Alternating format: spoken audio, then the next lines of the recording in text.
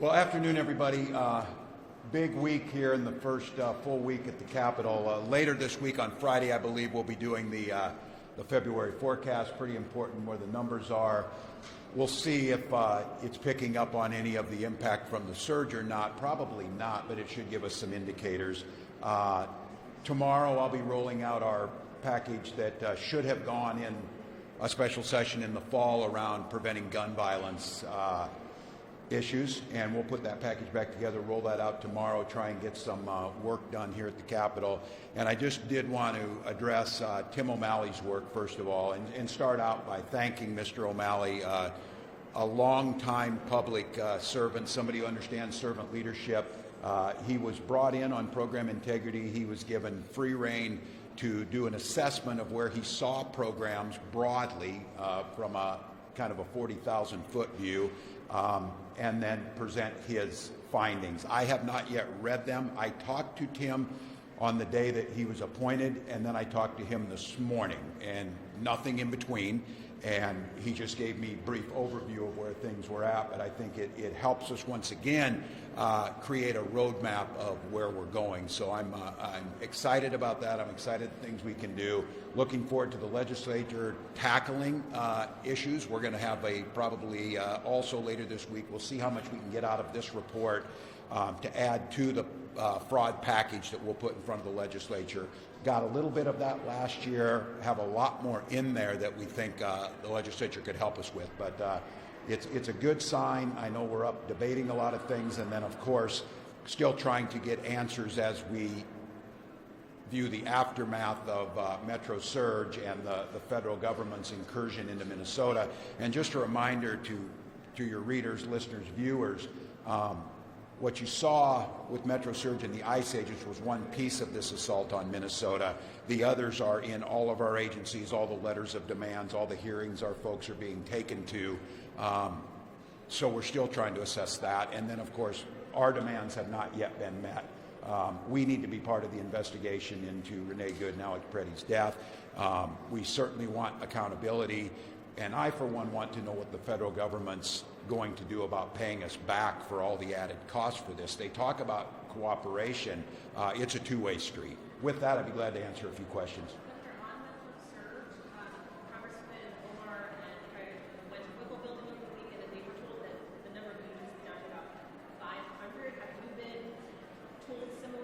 Yeah, that's not specifically on that, but I think that's our assessment too, that pre-surge number was 150.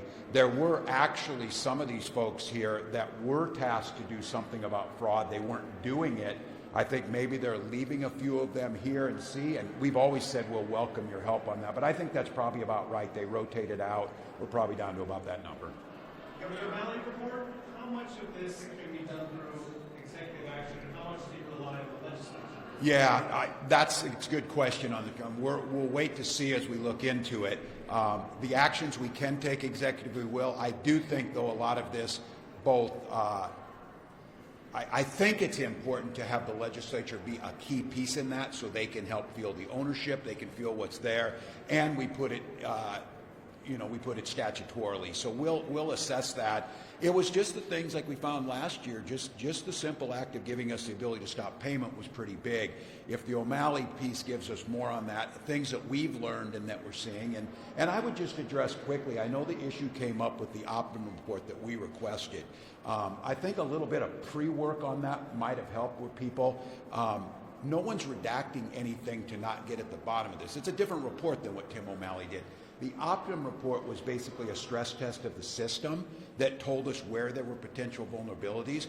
One of the big reasons, it's my understanding, was that if you put all of that out there, make sure legislators can see it and people who need to, that basically you would tell someone how to get around the safeguards. You would basically be telling them where the door was locked and how to unlock the door.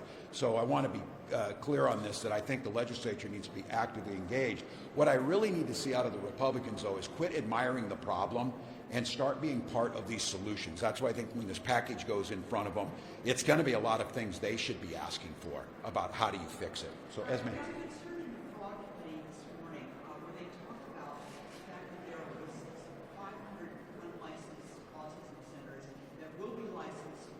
Deadline May 31st. Only 6 have applied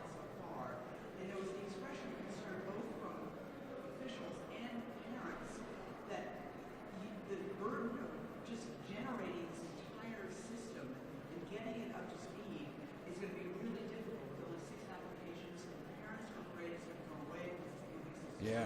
Are you confident that this can all get fixed with some of these deadlines in place? Well, it's a fair critique, and I think when you see these new programs came on, and I said this, I think with families dealing with autism, it's difficult to understand. It's something that they want to get the most help they can. We know that there's valuable programs out there, and I'm going to keep coming back to this. Minnesota was once again named one of the top 2 states to raise a family. These programs that have fraud in them are no small piece of why we're in that position. These are valuable programs that make an important difference. It's the argument that I've been making the whole time is if we can't protect them, you're at risk of losing them, and that's quality of life issues. So I hear him on this. I'm confident we can. I think when I say we, what we're understanding is the whole system, especially around Medicaid, because it's the counties, it's the the healthcare companies that are out there, the managed care organizations. It's one of the reasons that I think you're going to see in some of our packages. I'm really going to advocate for broader authority with the OLA to be able to have a broader input.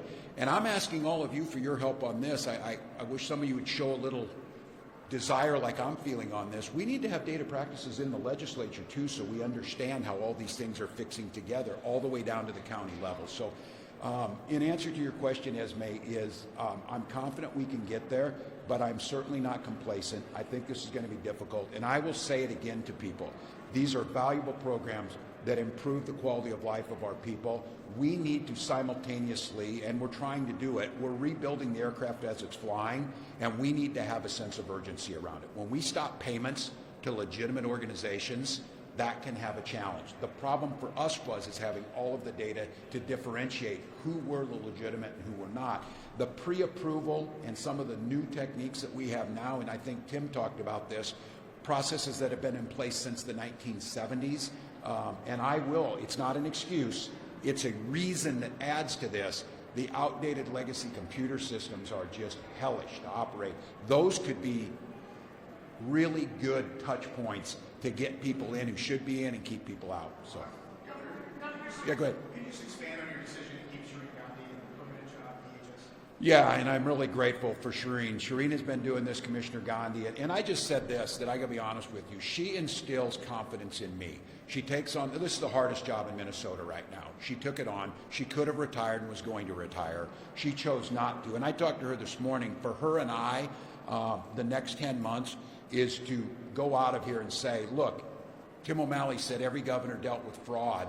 We dealt with it on a large scale when the money flowed, but I want to be the last governor to have to deal with it on this scale, and I think Shereen sees that the same way with her commissioner.